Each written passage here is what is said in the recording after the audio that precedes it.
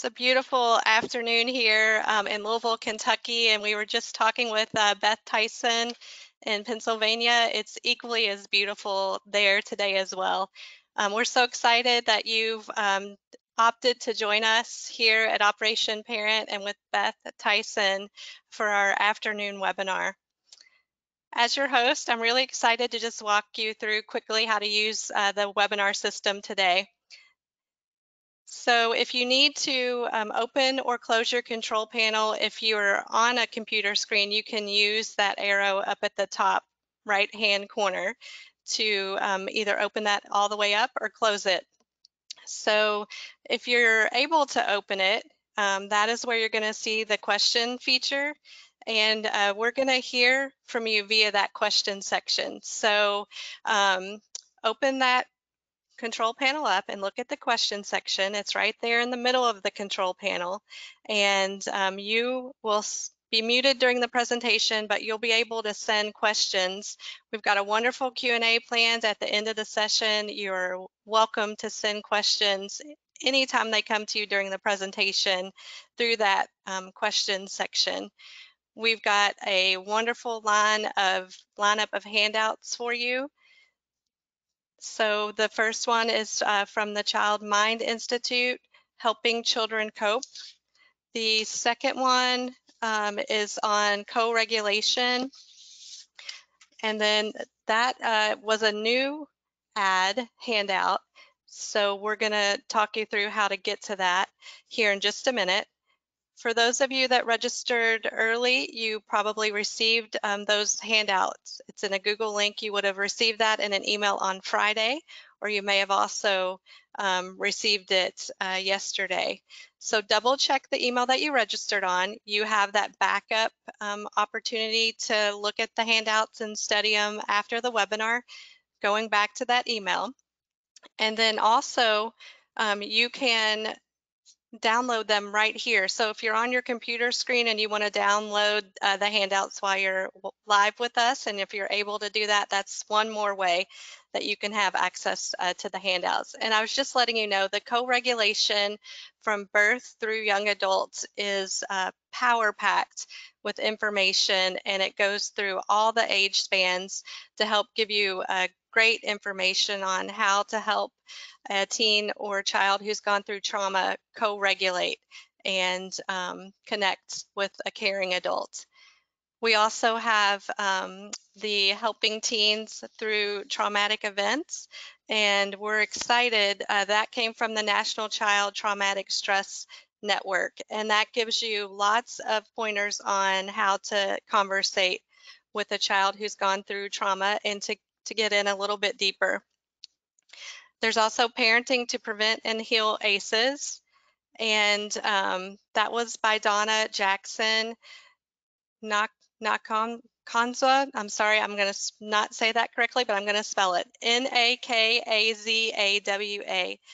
is the author of that handout, and I loved that one so much, deep on information. And then also from the PACES connection work, we have Understanding ACEs. So those are some of the resources that we put together to help you dig a little bit deeper in the topic today, all recommended by Beth Tyson. We are going to have the loved question and answer section at the end of this webinar, as we always do. So please stick with us if you can. The content's going to go a little bit longer because we have a lot to share today. So stick on as long as you can, and know that you are going to get the recording should you need to pop off. That recording of the webinar, as the slide indicates here, is going to come within 24 hours of the presentation. With that, you're also going to receive your certificate of attendance. So that's going to come through on the email that you registered with also. There will be a short survey that will come to you directly following the close of the webinar. It's only going to take about 2 minutes to complete that survey, and I promise you we utilize every single word in that survey to continue to guide the webinar program and bring you exactly what you might like to participate in and learn with us. I am really excited now to talk to introduce you. Well, first, let me tell you about the 2 upcoming webinars. On August the 29th, we're going to tackle the topic of technology in teens with Sarah Kimmel. She's out of Utah, and she has a business called Family Tech. So I look forward to meeting up with you again on August the 29th.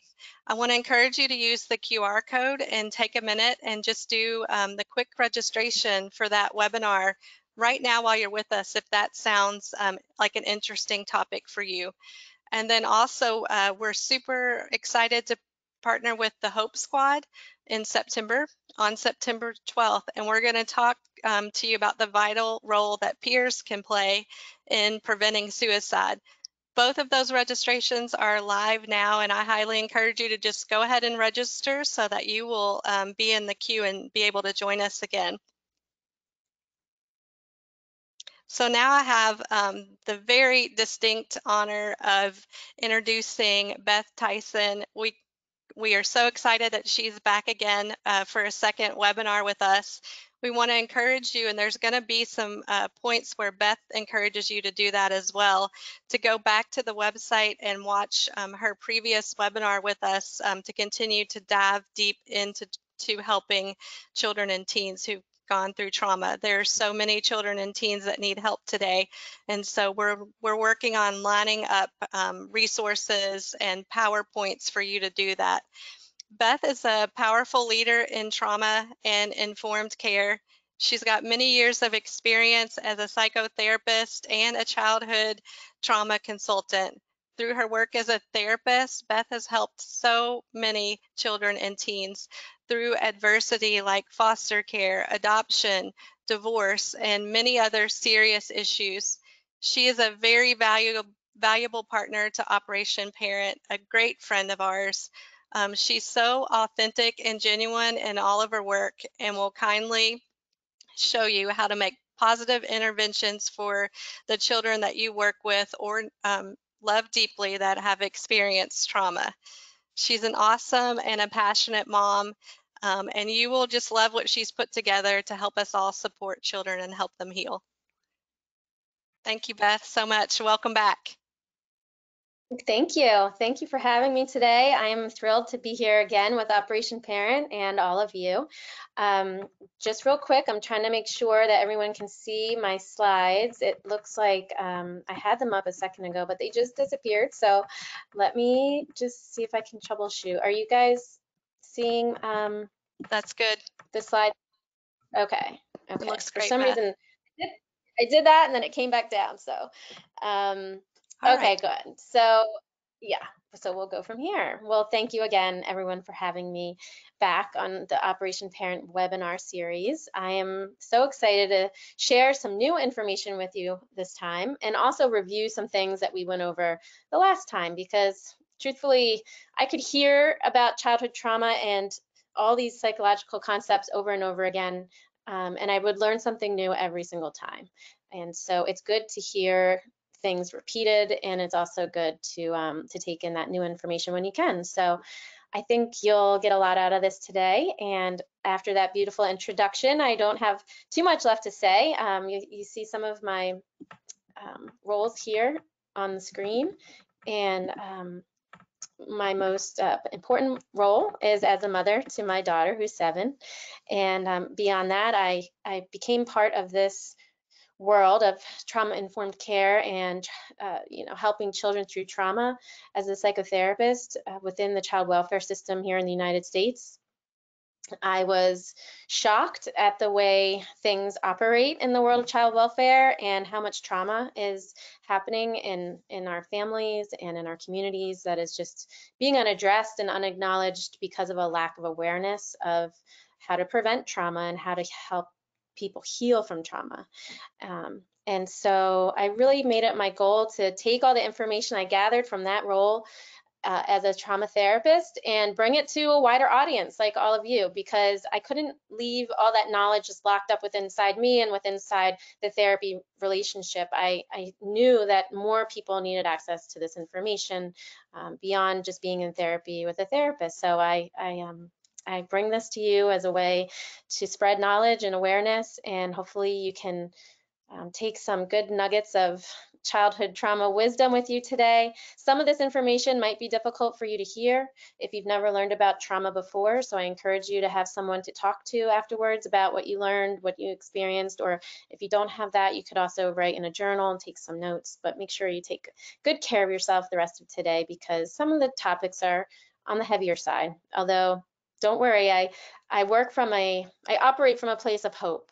And I've seen so much remarkable success when families and adults understand childhood trauma and how it impacts the child's brain, body, and mind. And so there's a lot of hope here today, and I'll be sharing that with you later. So at first I will explain, I'm unable to, there we go.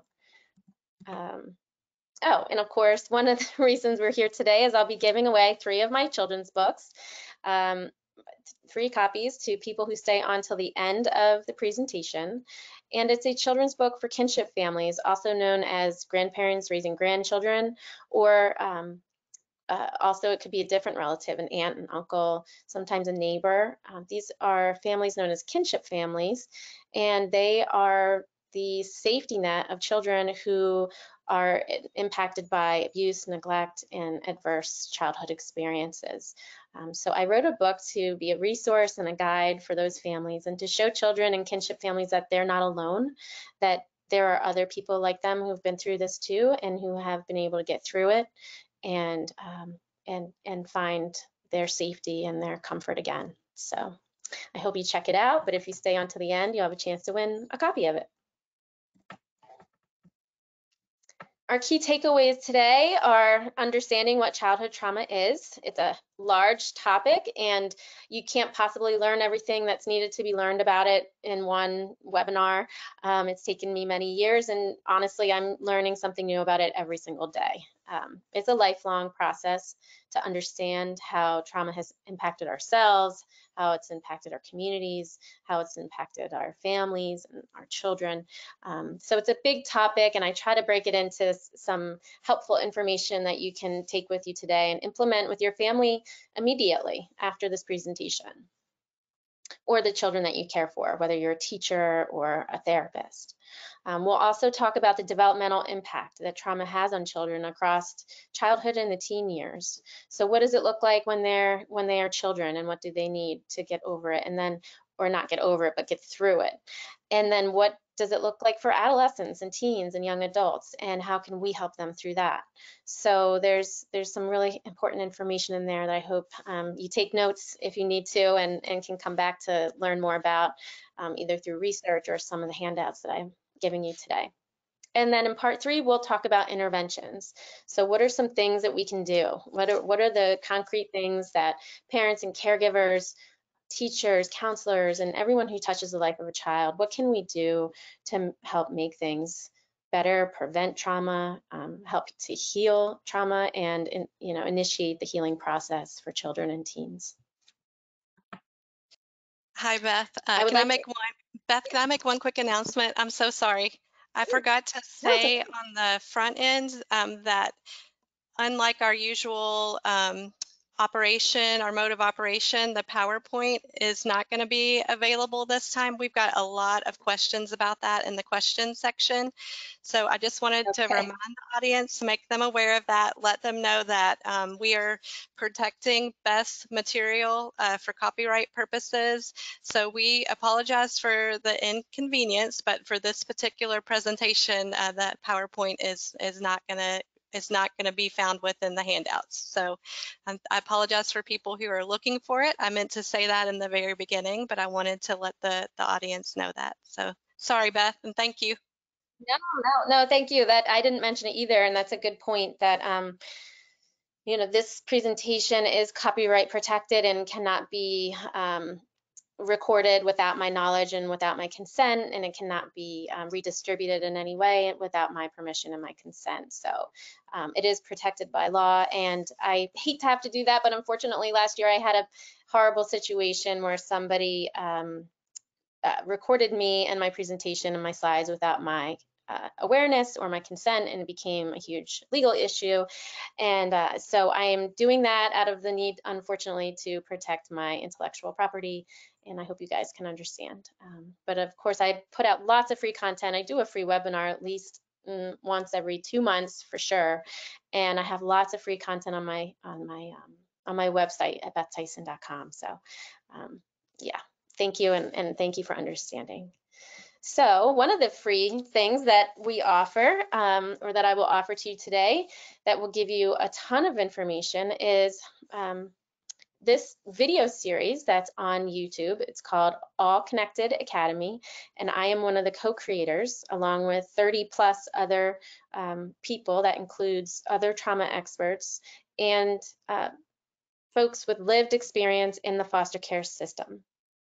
And we all came together to create an animated YouTube series that is free and open to everyone to take part in and to learn from, that explains to teens and young adults what childhood trauma is in these bite-sized 3-minute or so videos that are very engaging and entertaining.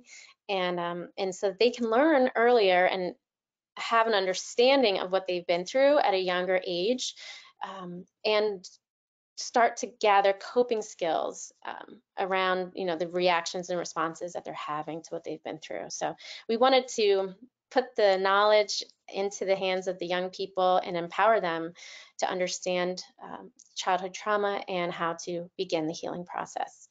And with that, I will, and it was created by myself, Connect Our Kids, which is an organization, a nonprofit organization, and funding from the states of Ohio and Mississippi so that we could make it free for everybody to access, as well as, like I said, some 2 or 3 other trauma experts in the field and people with lived experience in foster care. So I will show you a 3-minute little, oops. I think maybe you guys have to play it on the back end. Is that how it's going to work? Because I don't have a play button here. Yes, that's correct. We got it. Okay.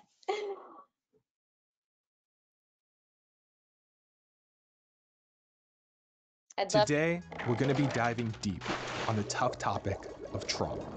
As a refresher, trauma is defined as a deeply disturbing or distressing experience outside of our control.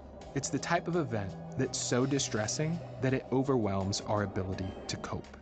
Now, bad things happen to everybody, but the bad things that have a lasting effect on how we live our lives are what we define as trauma.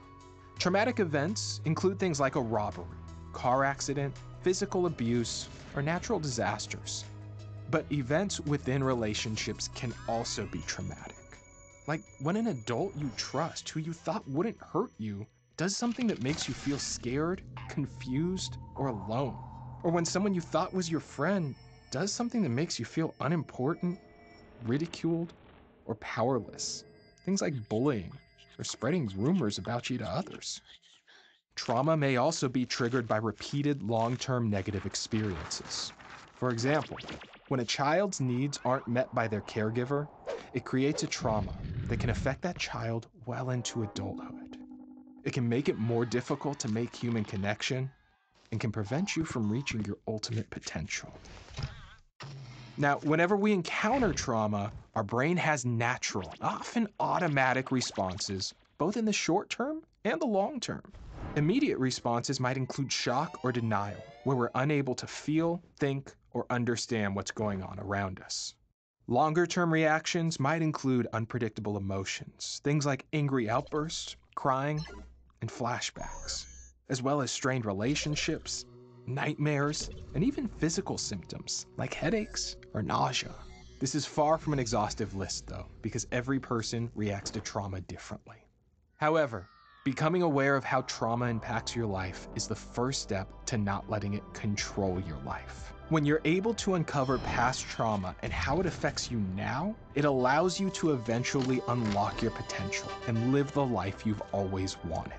As you begin this process of working through past trauma in your life, it's important to remember that even though these memories may be painful, they are not your fault.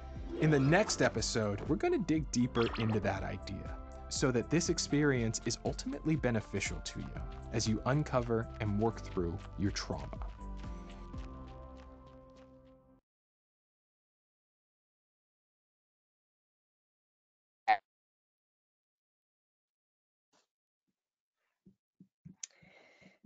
let's see. Okay, show my screen. Just getting back after watching that video. I hope that was helpful and kind of gives you an idea of what the video series is like. Can you guys see my screen now again? Not sure. Yes. Okay, great. Looks Thank good. you for sharing that video, Hey, Beth, Michelle. And yeah, could you please say what this video series is called again? sure. It's on YouTube. So you would go to youtube.com and search for All Connected Academy. A Place for Belonging is the full name, is All Connected Academy, A Place for Belonging. You can also go to connectourkids.org and learn all about the incredible work that they are doing and we are doing to help find and wrap supportive, loving people around children in foster care. And this video series is part of their organization. I helped write the back-end content to give to the animation studio to create the video itself. Me and Dr. Linda Karlovac and Samantha Stapleton. And we wrote a lot of the content behind the scenes that we gave to the animators to create the videos.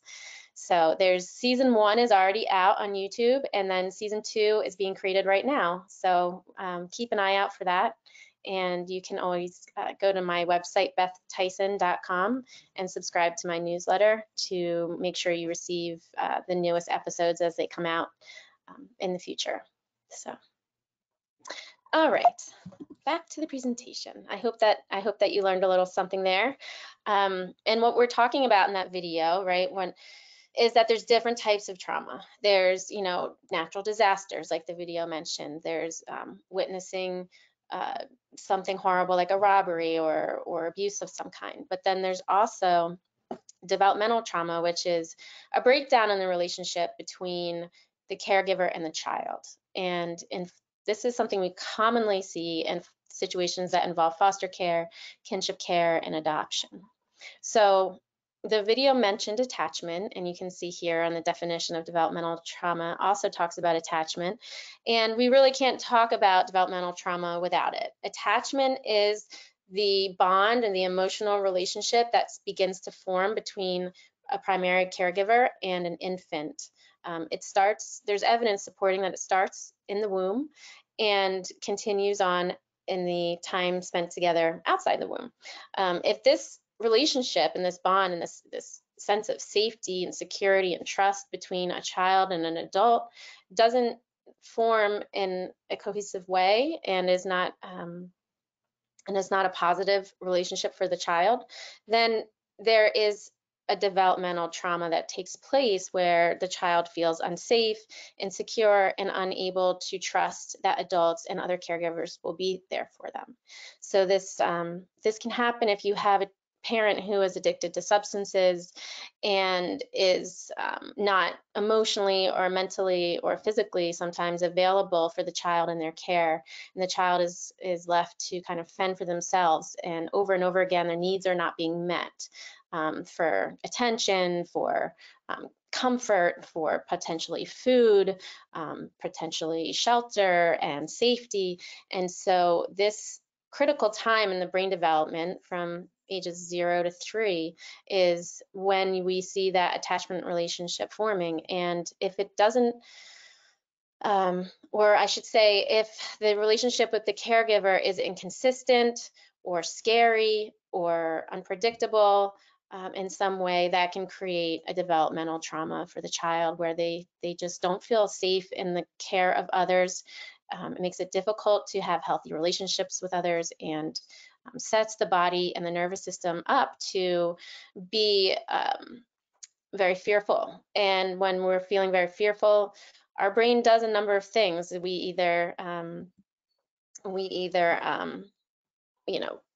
we shut down, right? We kind of go into shutdown mode and we dissociate and we don't feel present. We don't feel safe enough to be even mentally present in the world around us, or we go the other direction and kind of become hyper vigilant and very aware of everything, and everything feels like a threat and everything feels scary. And we'll talk more about those trauma responses later and go into a little bit more information. But that's why it's so critical that children and infants have this early attachment. Now, it's not persistent over the lifespan, so like attachment can be healed. So even if you're caring for a child who did have a rocky start and did have a hard start to early life, there is the potential to heal those developmental traumas and change attachment relationships over time. So but this can give you an explanation of why you might be seeing a child with these big behaviors or this other side, the shutdown behaviors, because if they don't feel safe in the world around them, it makes it really difficult to function in everyday life.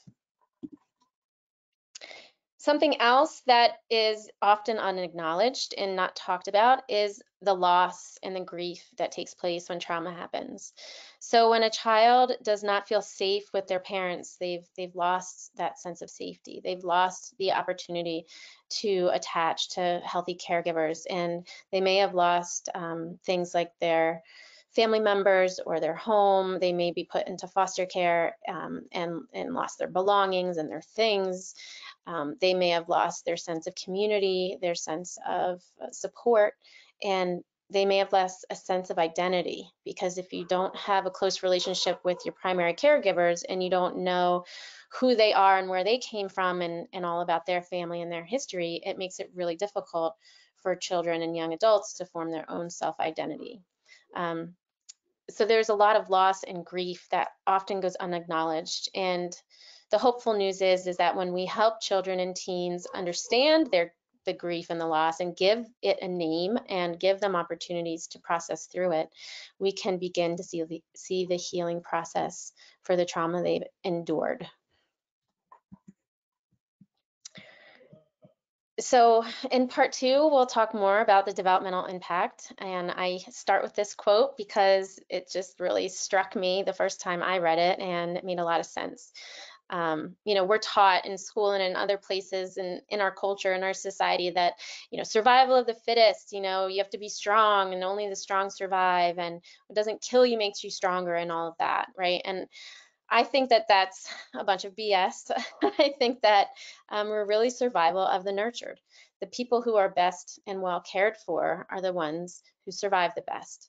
And this quote here by Louis Cozolino says it in such a beautiful way. So I invite you to keep that framework as you look at the child in your care and perceive their behaviors, that maybe there's some nurturing that was missed here. Maybe there's some safety that they don't have. And if we can help build that sense of safety through trusting, honest, and loving, consistent relationships, we can start to see positive change take place because they're being nurtured, and they're not having to just survive, but they are able to thrive. So some early trauma impacts. So early trauma impacts the brain and nervous system. It's not just one event, or it's not just something they can get over or that they should just forget about or that happened a long time ago. These early traumas, they get into our body through our nervous system and our brain, and it changes the way the brain operates and the way the nervous system responds to sensory information in our environment. Some things we might notice with a child who's experienced trauma is developmental delays. So perhaps they aren't developing on the same trajectory as other children that you have cared for in the past. So they may not begin talking or walking as soon, or they may not be emotionally developed, and so they continue to have big outbursts and tantrums and meltdowns at an age where you wouldn't expect them to have. And that's because their brain didn't have the opportunity to work on these other things, these other developmental tasks, because it was too busy worrying about survival. Children who experience trauma live in survival mode, and they believe that they are unsafe. And when you believe that you're unsafe, it's really difficult to work on the bigger tasks of life, like managing your emotions and learning and following directions and remembering things. So it makes it difficult for them to just function in everyday life when they are constantly worried about when they're going to see their mom again, or what happened to dad, or, you know, am I moving next week, or is this foster parent going to keep me? You know, there's all these big questions surrounding children with trauma, and when they don't have any answers or honesty, they are too busy focusing a lot of those issues to really work on the development of their emotions or their physical development for that fact. So these are some of the things you might notice in the children you care for. And I just like to remind people that this is not a choice. This is an automatic response, an autonomic response to the trauma. So this isn't something they can control. These behaviors are not something they're doing on purpose to manipulate or to cause trouble. They literally don't feel as though they can trust or feel safe anywhere. And so some of these behaviors that you see are a reaction and a response to that. Some other symptoms you might see in children and teens. For young children, you might see them playing out the abuse. So elementary age children and younger, you might see them playing with dolls and figurines and different things around the house. And they could be playing out some of the abuse, neglect, or trauma they experienced. That's important to know because we want to just kind of let them do that as long as they're safe and they're not harming anyone. We don't want to shame them for the play or tell them to stop. As long as it's safe and they are not harming themselves or others, it's okay to allow them to do that. I encourage you not to try and interpret the child's play, but to seek out play therapy or a play therapist who can work with the child directly and help them through whatever they may have experienced. But children process their trauma through play. So the more opportunities you give them to play, the more healing can happen. So I like to talk about how important that is and remind people that time to play is not just you know, a waste of time or something that's secondary. It's really a primary thing that young children need. You also might see them seeking or avoiding sensory input. So an example of this would be, you know, a child who really can't, or a child or teen who really can't tolerate loud noises.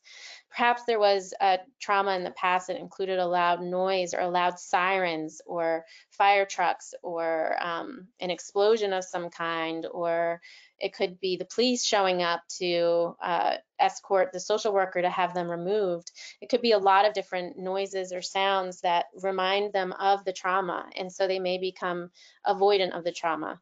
And then you have children who are sensory seeking. So if they are used to a lot of chaos and they're used to a lot of yelling and screaming at home, a lot of noise that is kind of commonplace for them, or even physical touch that is very rough or harsh, you will see the child acting that out too and repeating that in different situations. So they could be getting hurt on purpose, or seeking out really rough play, or seeking out or being very loud and causing, you know, fights and problems within the family, because what's familiar is safe to children, and really to all of us, not just children. But what we're most familiar with feels safe. And so even though it might not make sense to us why the child would want a loud, chaotic, fighting, you know, household or classroom or whatever environment they're in, that actually might feel really comforting to them in a weird way, because it's what they're used to. And whatever they're used to is what feels safest.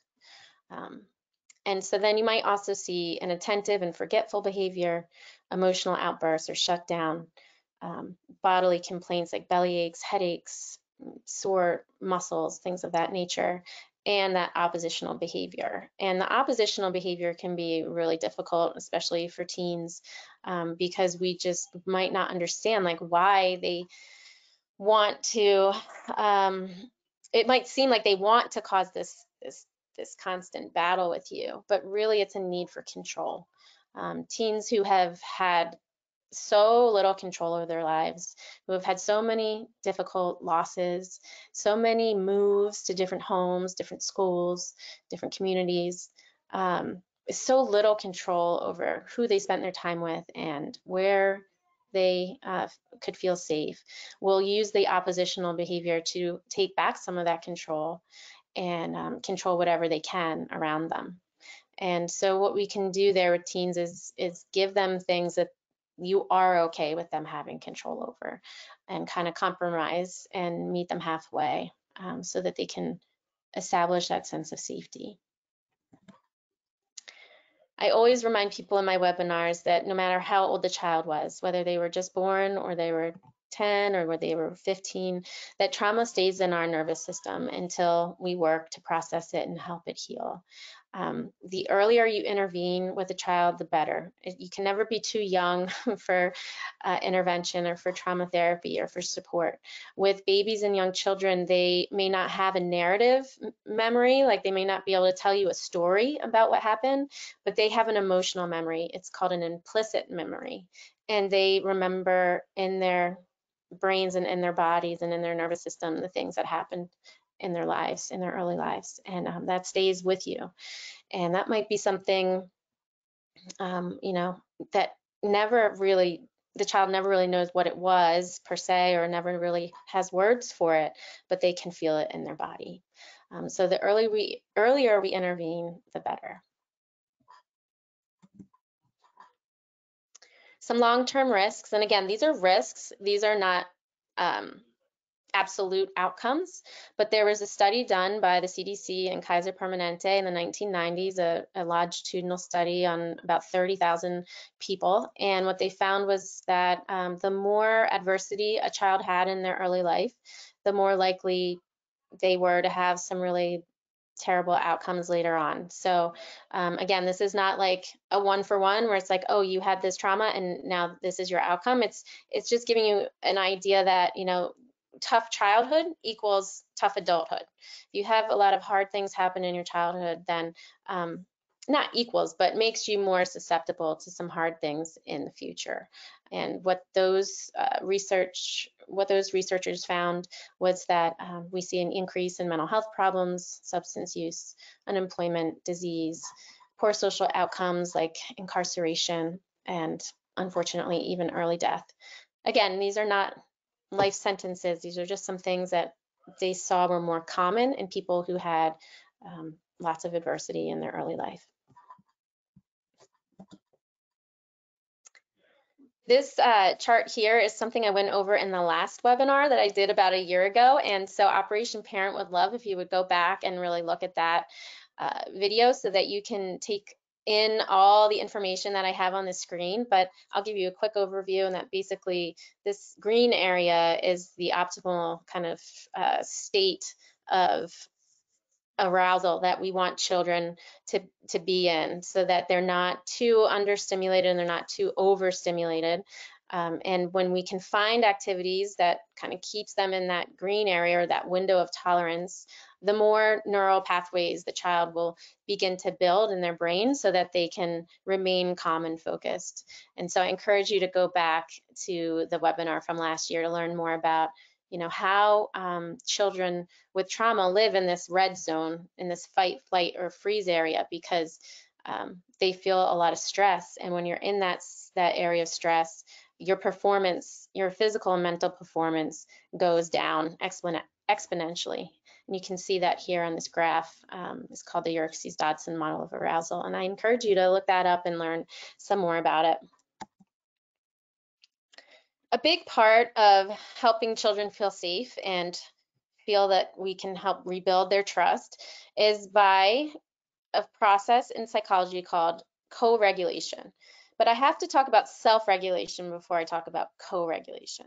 So self-regulation is what all of us parents and caregivers want our children to have immediately when they come out of the room. We want them to be able to manage their emotions, be happy when they should be, not crying when they shouldn't be, and like have this perfect sort of array. Now, I'm joking, but of course a child or a young baby cannot do that, right? They come out kicking and screaming, and they cry and whine at the drop of a hat, and that's because they are unable to self-regulate. That means they don't yet have the ability to manage thoughts, feelings, and behaviors. The ability to self-regulate doesn't even begin to develop until around 8 or 9 years old. And then it takes a lifetime.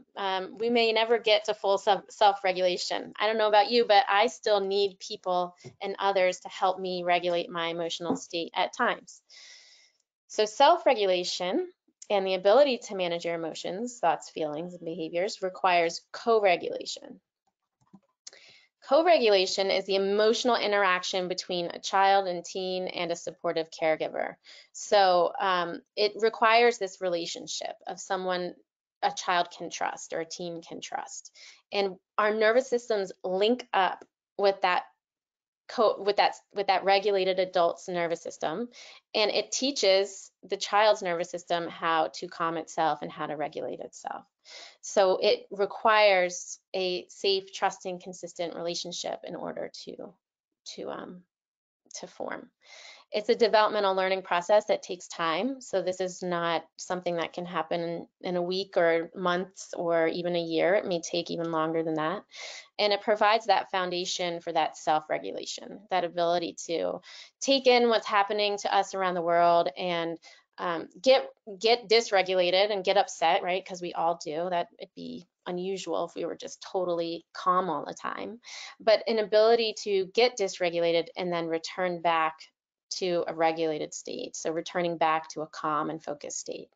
And that's really the goal, is that, yes, we are going to move outside of our window of tolerance, given stressors and things that go on in the world around us, but we want to teach children how to get back to baseline.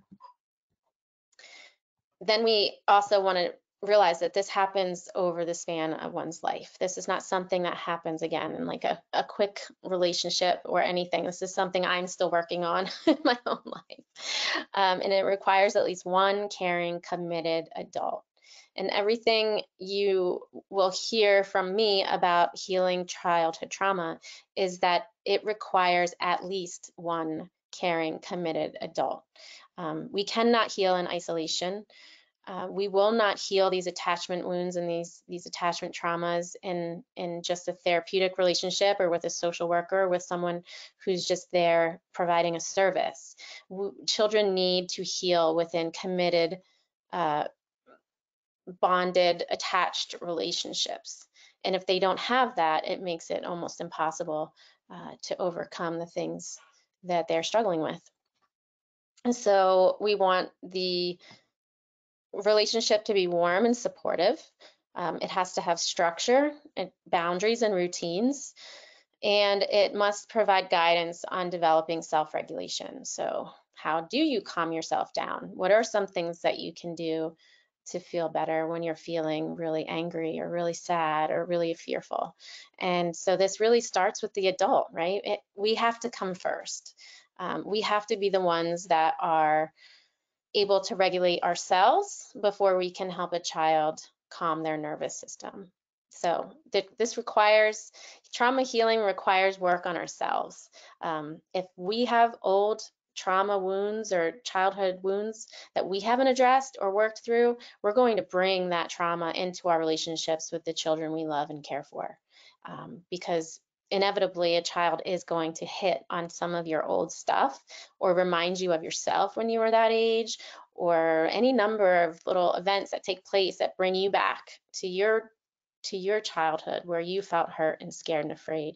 And if you haven't processed any of that, your emotions are going to erupt when you see that in the child in front of you. And that's a normal process that happens, but oftentimes we're unaware of it. I know I was, as a new mom, totally unaware that that my child's crying would be a trigger for me.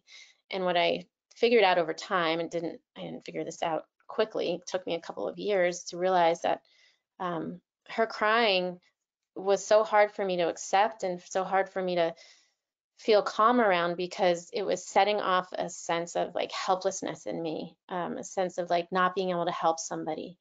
And I think that ties back to some of the trauma from my own life that I hadn't worked through. And once I started to understand how the two things were related, it was like an aha moment. And I began to be able to just accept her crying. And I would just like let her lay in my arms, just wailing and crying without trying to fix it, without trying to make it stop, without trying to distract her from anything. And I would just let her release all of that with me. And that's when things really began to shift in our relationship. I like this image here. It's by Lexi Florentina. I encourage you to look her up on social media if you use social media.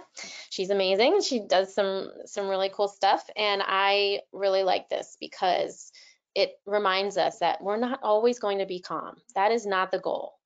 The goal is to, and the goal is also not to have lots of highs and lots of lows, right? Our kiddos, our young people, our teenagers are probably living in this middle section here where they have lots of highs and lots of lows and lots of highs and lots of lows, and they're never getting to like a steady place. But having a regulated nervous system means being able to get a little dysregulated and then coming back down. So being able to move in and out of stress while still being able to return to baseline with ease. And that's what all of us aim for. And of course, we don't do that perfectly either. Nobody's expecting you to. I certainly don't. With my own child, I fly off the lid sometimes, or fly off the handle, whatever that saying is. And it's not easy, right? But we can continue to work on it. It's a work in progress. And the more repetitions we have of coming into and out of these stressful states and these moments of dysregulation, the more our brain learns how to get back to that baseline. We also can't talk about trauma without talking about triggers. And triggers, or activations, as I like to call them, because the word trigger seems to have made its way into the mainstream vernacular and it's being overused. So I like the word activation because there are things in our lives and in our environment, in our sensory experiences, both internal and externally, that can activate a trauma response. And here you'll see we talk about 4 different types of trauma responses. And there may be more, but these are the 4 most common that we see. The first response is to flight, which means running away or avoiding situations when triggered or activated. So I have an example of this. One of my clients, who was an adolescent, would literally get on his scooter and take off down the sidewalk every time he saw me pull up to his home to provide therapy. And he really was avoidant and fearful, and was leaving not because he didn't like me, which I could have taken personally, right? Like, oh, this kid doesn't like me, blah, blah, blah. No, I knew that he was fleeing. He was taken off because he was afraid I was going to take him from his foster home.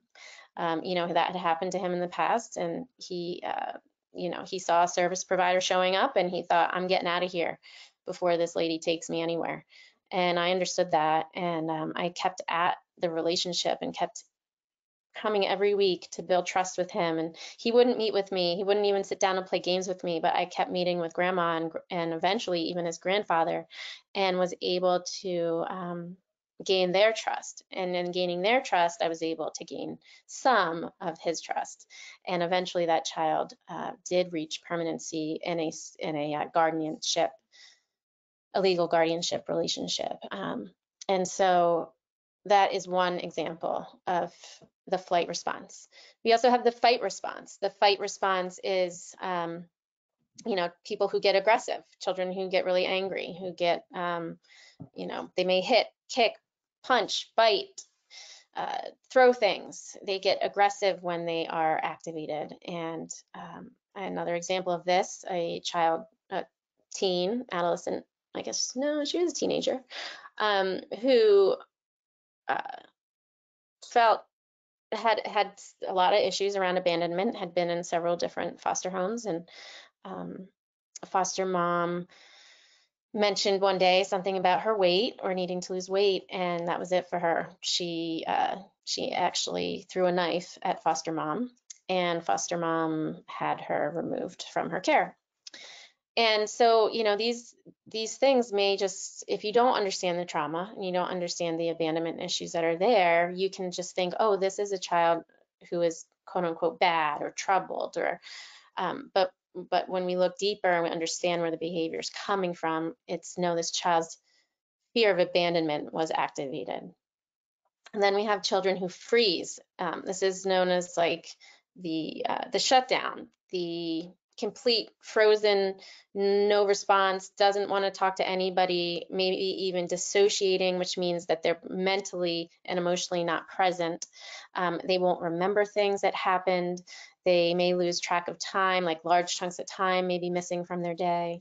If you ask them what they did, they may not be able to remember. Now, this can sound like a child who's being defiant or oppositional or just argumentative, but they might actually just not remember because they were dissociated at the time.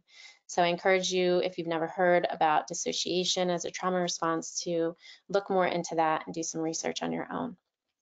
The fawn response, I think, is probably the most difficult to spot and also probably one of the most dangerous responses, because this looks like a person who is doing really well, getting good grades, behaving very well at home and in their foster home or in their biological home. They are oftentimes perfectionists who want to get everything right.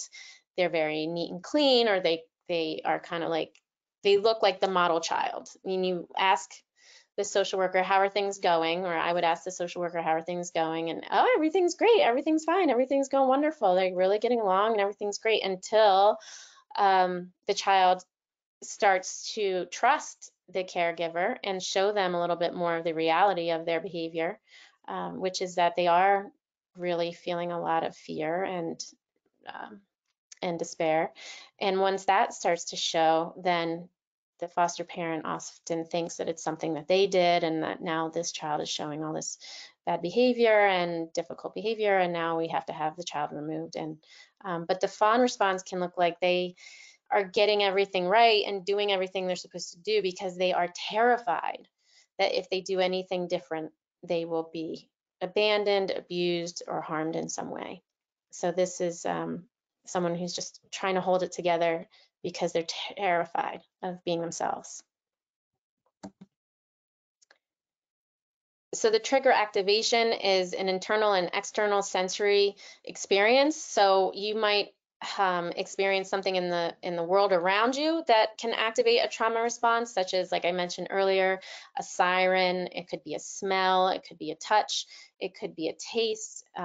It could be, I think I said a sound already, but it's anything that is sensory, the five senses, and comes in from the outside environment. Those can be triggers. It could be looking at a picture like we have here. It could be any number of things. And the truth is, we won't really ever know for sure what sets off a trauma response. And because oftentimes the child or the teen doesn't even know what activated their response. It's an automatic and autonomic response that is set off because they feel very fearful of something happening again. And so that external information coming into their brain says, alert, alert, alert, something bad's about to happen.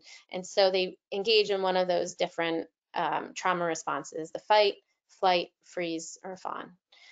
It creates an emotional overwhelm when a child experiences a trigger, and it makes them go straight into that survival mode where, you know, nothing else matters except their survival, because the brain's main priority is not to be happy, it's not to learn, it's to be safe.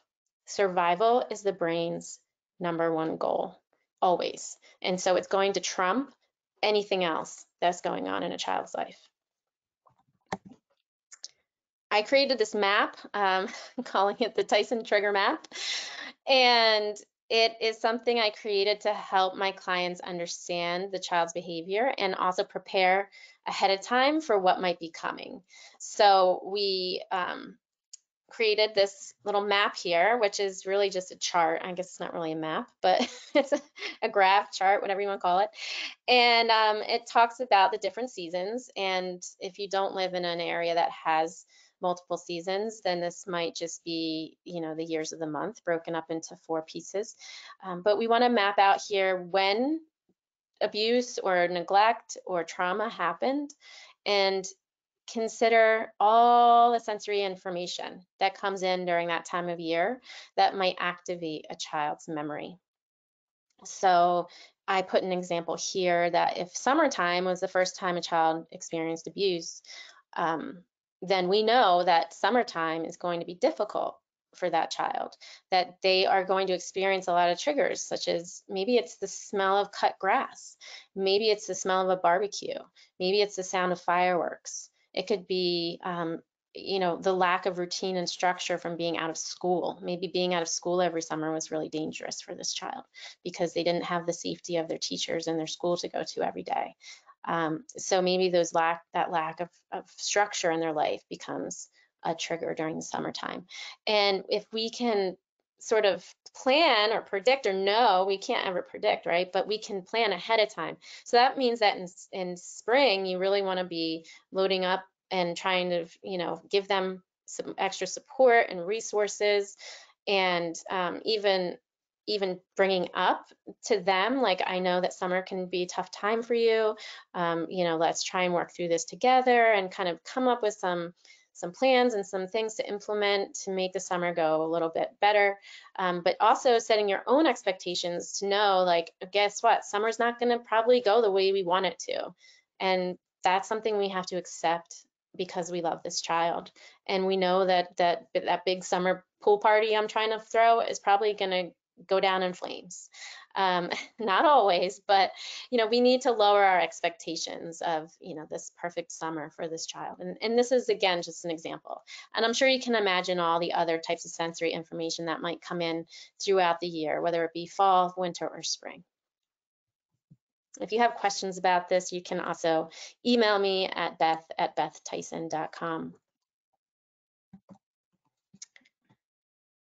So I talked a little bit about trauma responses already, but I want to go over and remind you of a few important points. First is that thing I talked about earlier, which is, as humans, what's familiar is safe. And so we do unconsciously or subconsciously create situations that can put us in situations we're familiar with. So we might recreate chaos in the home because that's what we grew up with and that's what we're used to. We might recreate chaos in relationships, in our romantic relationships. We may choose partners and boyfriends or girlfriends who remind us of our parents who were harmful to us, because again, that's the template, right? The template is this is what love is. And so we unconsciously, it's not a conscious choice to seek out people who might be repeating that trauma, but we have a draw to that because it feels familiar. And when we know that, we can try and divert and make different choices. So helping teens understand that it's natural to inadvertently repeat these relationships and try to break that cycle is really important, because what we see is that trauma gets passed down from generation to generation because we aren't breaking the pattern, we aren't breaking the cycle, and we're repeating what we're used to. And so if we can interrupt that process in the teen years and really help them understand what a healthy relationship looks like, and what is a safe relationship versus not, and what is a controlling relationship versus what is, you know, a supportive, loving relationship, and really give them the tools to discern between what's healthy and not in relationships, we can be a part of breaking that cycle and not repeating the trauma over and over again. There's also the fear of rejection and loss. So if you learned as a child that you would be rejected by your parents or abandoned in some way, then getting close to people will also equal that. Like, your brain kind of equates the two things together and says, you know what, if my parents couldn't love me, why could anybody else? And that fear of rejection and loss can freeze people from forming that attachment and that relationship that they desperately need and want, but are just way too afraid to get involved in. The trauma responses and the acting out and the fighting and the fleeing and the avoidance and all the dysregulation that happens is also a big distraction from the grief and loss and the sadness.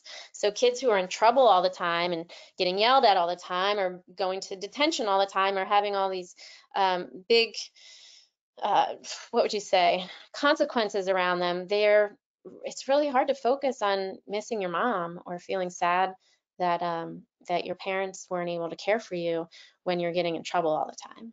So it's being in trouble ends up being a distraction from the um, feelings underneath. And that's not a conscious choice, but that is a way that the brain protects itself. And then there's also valid despair and rage. So given what these children have been through, some of the most horrible experiences one can imagine, their rage and their sadness and their fear is valid. I can't say that enough. What they've been through is unthinkable and unfair and heartbreaking, and it's not their fault. Trauma is never the child's fault. And that could be one of the most powerful things that you tell a child in your care, is that what happened to you is not your fault.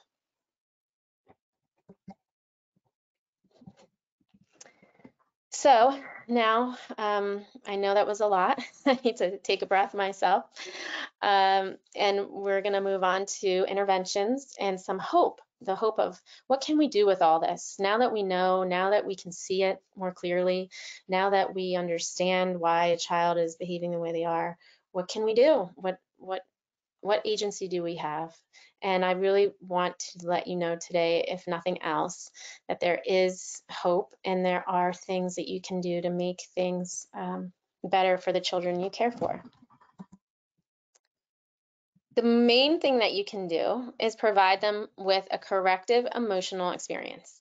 And that's a big psychological sentence or phrase or whatever you want to call it for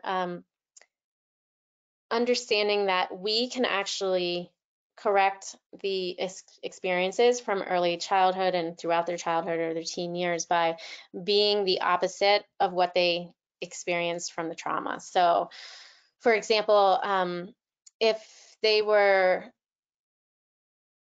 abandoned or harmed in some way by an adult in their childhood, being an adult who doesn't do those things over and over and over again is going to eventually create a corrective emotional experience. So the brain learned early on and created a belief pattern that adults are unsafe. You know, whatever the circumstance was, could be any number of things. They learned adults are not safe. I can't trust adults. And then here you are, a trustworthy adult, and you come into their lives and you have the opportunity to be the trustworthy adult and to build that sense of safety with the child. And when you do that, and every single interaction you have with that child becomes a corrective emotional experience and starts to break down the belief system that was built during childhood and create a new pattern of beliefs that circle around being able to trust adults.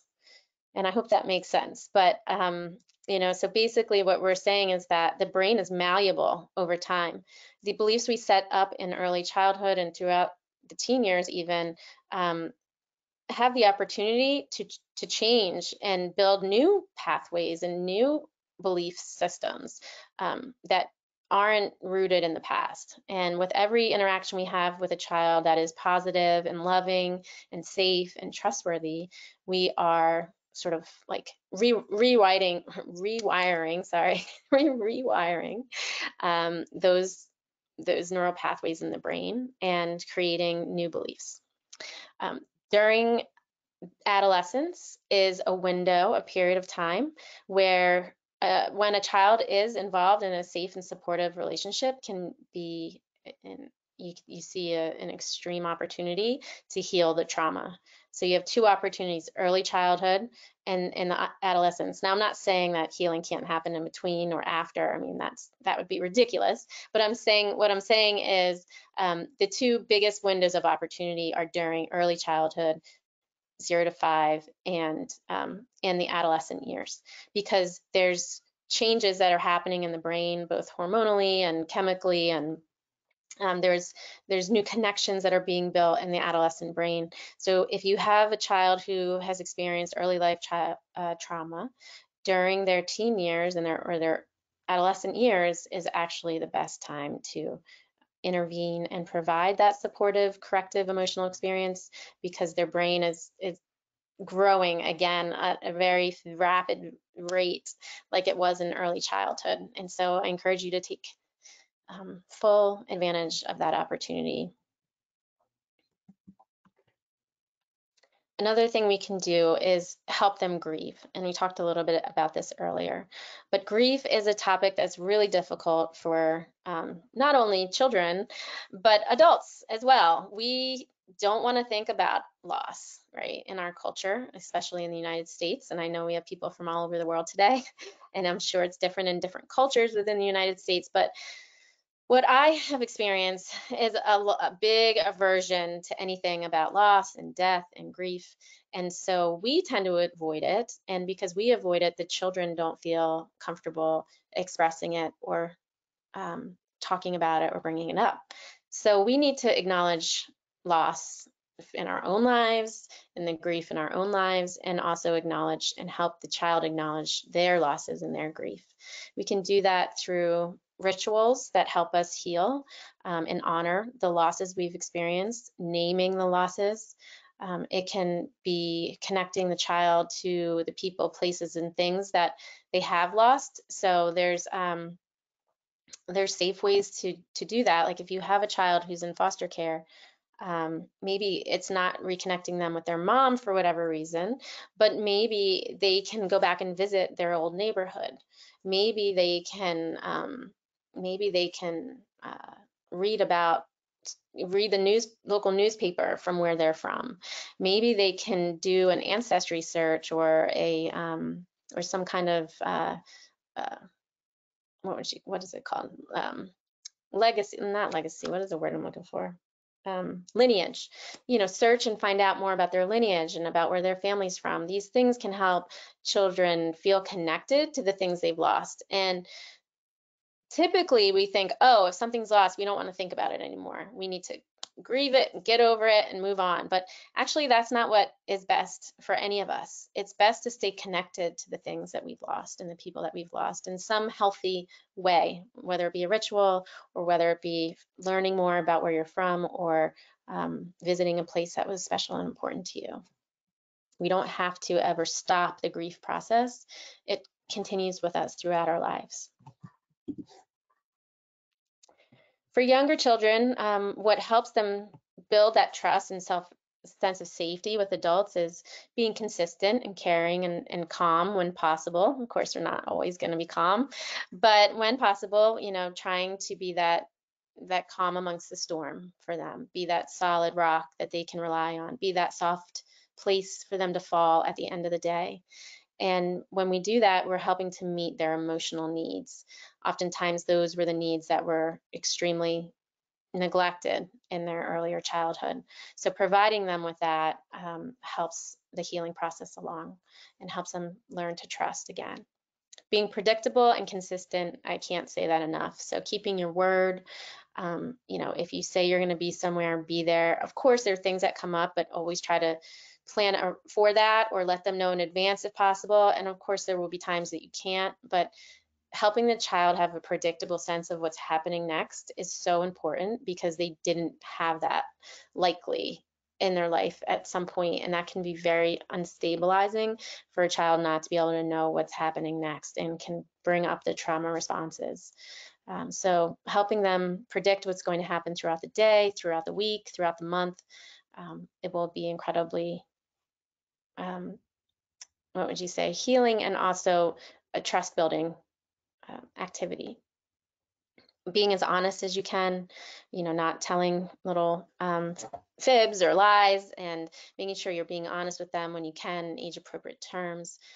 Spending time having fun and playing together. Let's not forget about that. Like that's the best part, right? Is having some actual good fun time together. And I always say, like, have at least 10 minutes of one-on-one time every day, and just put your phones away, put all the rules away about this, that, the other, put away whatever thing they're in trouble for, and just have time together where you just sit and observe them and spend time watching what they're doing, playing with whatever, creating whatever, and just observe and watch and be there and give them your presence, give them your time. That's the most valuable thing you can give a child.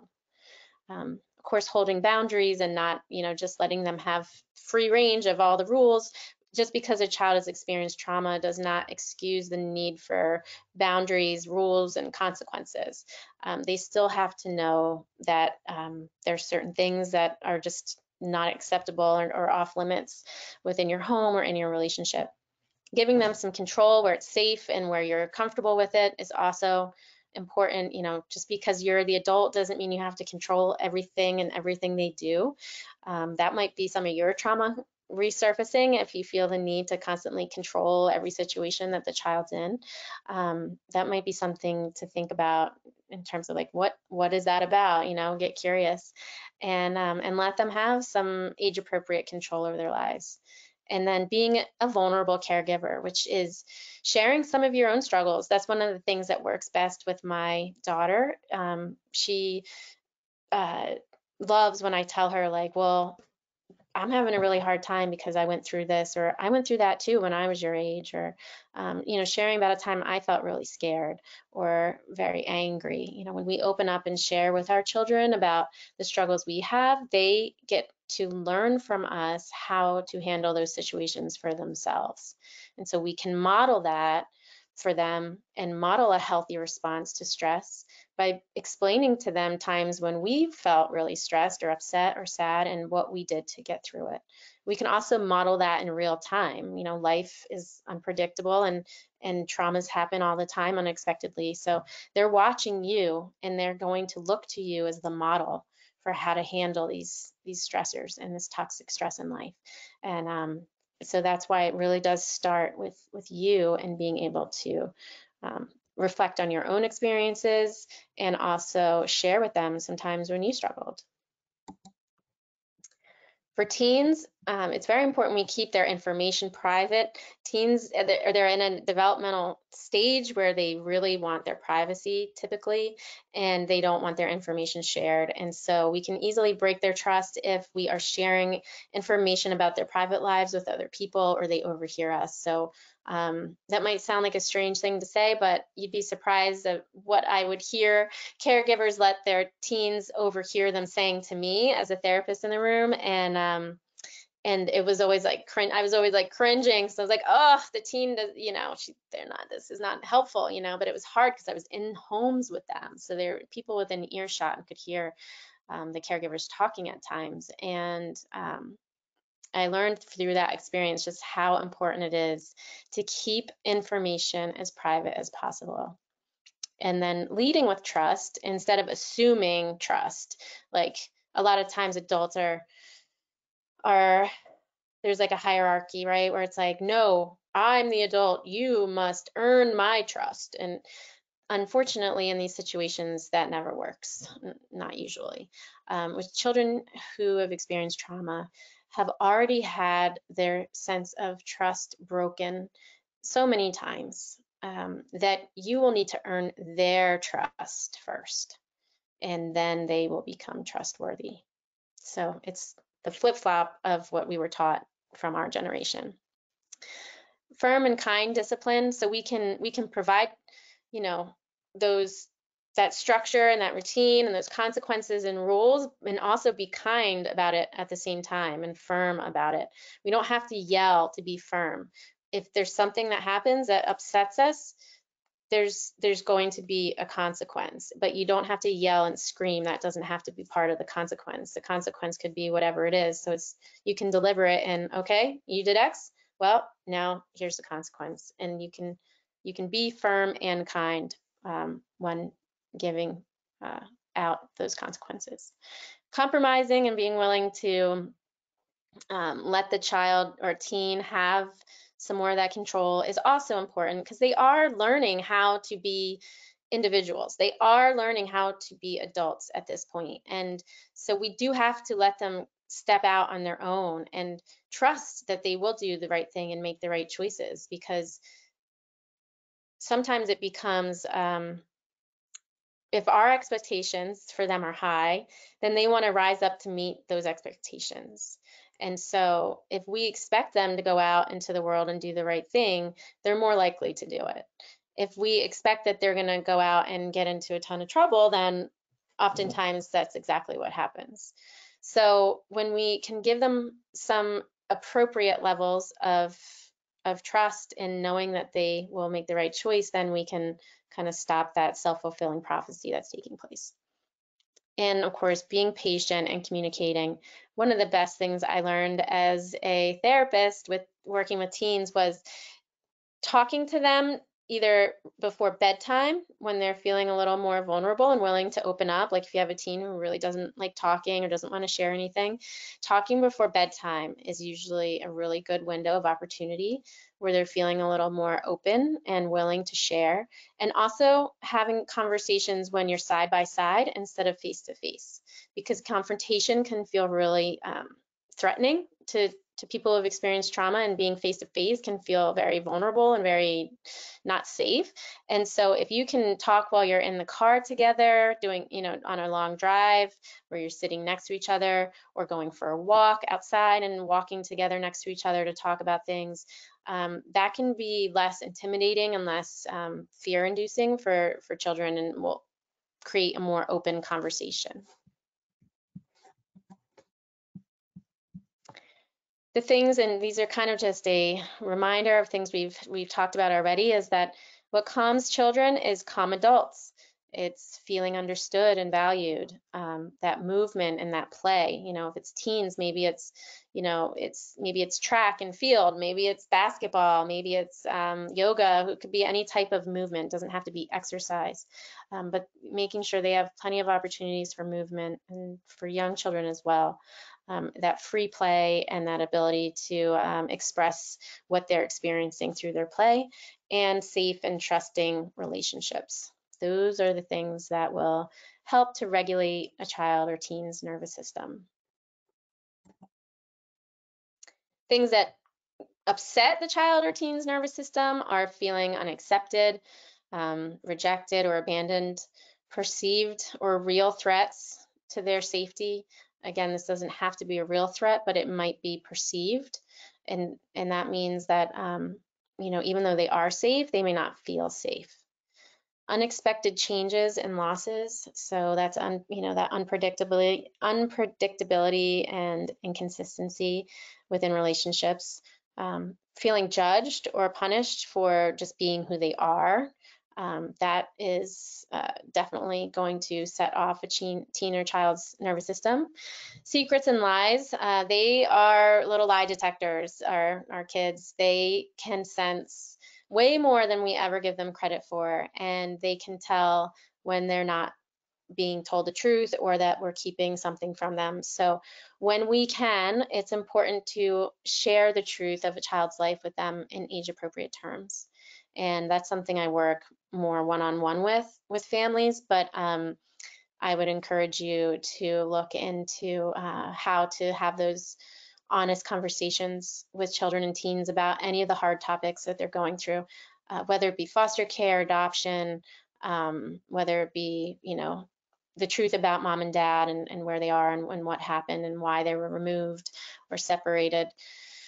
All that information the child deserves to know. It's just that they're going to get doses of it, throughout their life. So a younger child needs less details, and an older child will need a lot more detail, or a teen or a young adult. But they need to know the truth of their lives. And then, of course, shaming or, telling a child not to cry, or why are you so upset? You should be over this by now. Your mom's never been a part of your life, or your dad's never shown up. Why are you so, upset this time? Or, any type of shaming them for how they're feeling about their family or about their situation is not going to help calm them. It does the opposite. They may stop crying because they're embarrassed, but they're just holding it all in at that point, and it'll come out later. What are some things that mitigate trauma and adversity? Feeling supported by family, belonging in school, to non-parent adults who genuinely care. That could be a teacher, a coach, a mentor, a neighbor. The ability to talk with family about feelings, enjoyment in community traditions, feeling supported by friends, and feeling safe and protected at home. So this is actually research by Johns Hopkins University that came out in 2019. And it you know, again, it's not a perfect science, no research is, but based on a large study of about 7,000 people, they found that these are the factors in a person's life that helps them overcome hardships and helps them overcome, you know, difficult early childhood experiences. Again, it's not a perfect science. It's not like if you do this, then you will have no more trauma. It's just that, you know, these are the ways that children, these are the factors and the things that children and teens experience that helped to mitigate some of the trauma they experienced in their life. So if anytime you can encourage these 7 things, the more beneficial it will be to the child. I encourage you to also watch this video. If you go onto YouTube, you can find it. We don't have the ability to watch it today because we weren't able to import the video, but it's called The Power of One Caring Adult, and it's by Josh Shipp, who's an inspirational speaker and someone with lived experience in the foster care system. And it shows you just how powerful your relationship can be with a child in your care, and how it doesn't take 5 or 10 people, although the more the better, but it can be just one person. It can be you who really makes the difference in a child's life and turns things from a really bad situation, like Josh had been in jail, he was breaking the law, he had done lots of terrible things in his teen years, but the power of one caring adult in his life was the turning point for him. And so I encourage you to watch that video when you have a moment. And this again is just a little reminder and something I need to tell myself on a regular basis, that when we work with young people, there's times when we'll see results quickly, and there's times when you'll never see the results. And you just have to trust that you're planting those seeds, and that your words and your wisdom are in there somewhere, even if you don't see the results right now. And they're taking that with them throughout their life. That there's never any love or care that can be wasted on a person. And so everything that you're doing, even though you may not see the final outcome for any number of reasons, doesn't mean that what you're doing is not impacting them. So just continue to be that one caring adult for the children in your lives, and trust that eventually it will be something that helps be the turning point for them. Some resources here that you can take a screenshot of this. You know, you can take a picture with your phone of this. Some resources I provide, some additional things to look up and study if you want to learn more about this type of work, and some things that you can do to support the children you love. I also want to recommend Operation Parents resources. I am a proud owner of both the teen and the elementary and the middle high versions of the parent handbook, and it is teaching me some things. Now that my daughter is going into 2nd grade, it's been a really helpful resource, and I encourage you all to pick up a copy and learn what you can from there. It goes through all different types of situations and issues, from gaming to social media, mental health, bullying, substance use, pretty much runs the gamut on all the teen and child issues, and gives you some really helpful and useful skills, pointers, and interventions. So I think that brings us to the end. Oh, sorry, almost. So how can community and schools help? The most important thing we can do is teach others about trauma and childhood trauma, and make people aware that the behaviors are not because of the child's desire to be disruptive or unattached or avoidant or upset all the time, but it's because of what has happened to them in their childhood and in their life that is making it impossible for them to behave the way that they need to. When we can shift that perspective, we can look at the child with that trauma lens and really understand where the behavior is coming from. And instead of punishing the child or pushing the child away or creating more trauma for the child, we can work to heal and build those relationships. So I encourage you to share this information with as many people as you can. And if you would like to schedule a webinar, workshop, or training with me, you can contact me at bethtyson.com.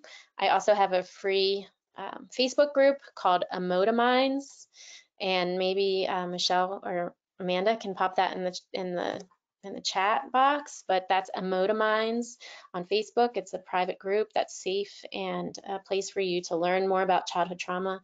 And I have a free newsletter to continue learning about trauma. So, I think at this point, that is really the most impact we can make, is helping others understand the psychology behind adversity and what we can do to help them move forward. Here you can also take a picture with your phone if you have it handy, or a screenshot, and this is all of my contact information, my website. I'm on LinkedIn a lot. I share a lot on LinkedIn, and I love my LinkedIn community. Shout out to any of you who are here today. Also shout out to my Emotominds Facebook group audience. I know some of you are also here today, and I'm so grateful for all of you and for encouraging me to keep going on this path of spreading awareness about trauma. My book giveaway. I'm not sure. I will defer to Michelle as to how we're going to do the giveaway itself. We're doing like a random? Yeah, absolutely. We are encouraging at this point, if you are a grandparent raising a grandkid, or you work with an organization that supports grandparents raising kiddos or kinship families, if you could put your name as well as your address in the chat, and then following the program today, we're going to select the 3 winners. Yeah, yep, definitely. So we try to did give have out copies. someone just starting to move into the question and answer section, and also letting people know a little bit about Operation Parent. I want to start with one of the comments was, "Thank you for writing your book, Beth. I use this book all the time with kinship kids that I work with. It's so exciting to meet the author." Thank you so much. I love hearing from my readers. It is the best part about writing a children's book, is when I hear from a reader and tells For me, sure. And then I was also reminded last time we were together, Beth, there was a teacher that was with us, and she had recommended for teachers to read it in their classrooms, because it just opens up a sense of community and helps other kids connect with a child who might be in an adoption, kinship, foster care.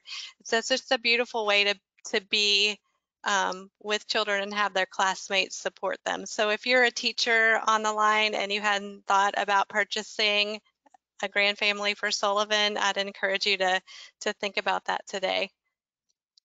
Yeah, and I have the book back here. I don't know if you can see it or not, but it's the cutest little koalas, and it's a really sweet story that's a resource for anybody to understand what a grand family or a kinship family is, and gain skills for helping children cope with that situation. So It's a thank you for that, beautiful Michelle. read, of course. Yep, we highly encourage everybody to get a copy and have it for your library. We are going to let folks know. I just want to let the audience know we've got more questions in the queue than we're probably going to be able to get to today, but we're going to do our very best. So if you entered a question and we don't get to it, just offer a little grace, because you guys are wonderful and very engaged today. So one of the questions was about the video. Is that something that we can share with teachers and administrators in our school? Absolutely, please do. That's why it's out on YouTube, so that anyone can access it. It is free and available to anyone who needs it.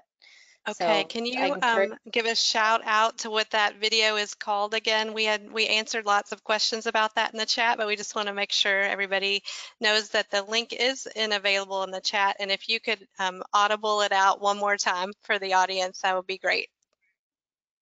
It's called All Connected Academy, and then A Place for Belonging is what it says, is like the subtitle. And Okay. you can find that on YouTube, and you can also go to connectourkids.org. And I believe maybe on their resources tab, or I'm not sure what tab it's under, but you can also find it there. That's perfect. Yeah. Okay, so let me let folks know a little bit about Operation Parent, and then if the audience could not go anywhere, we're going to get to the remainder of the questions as well.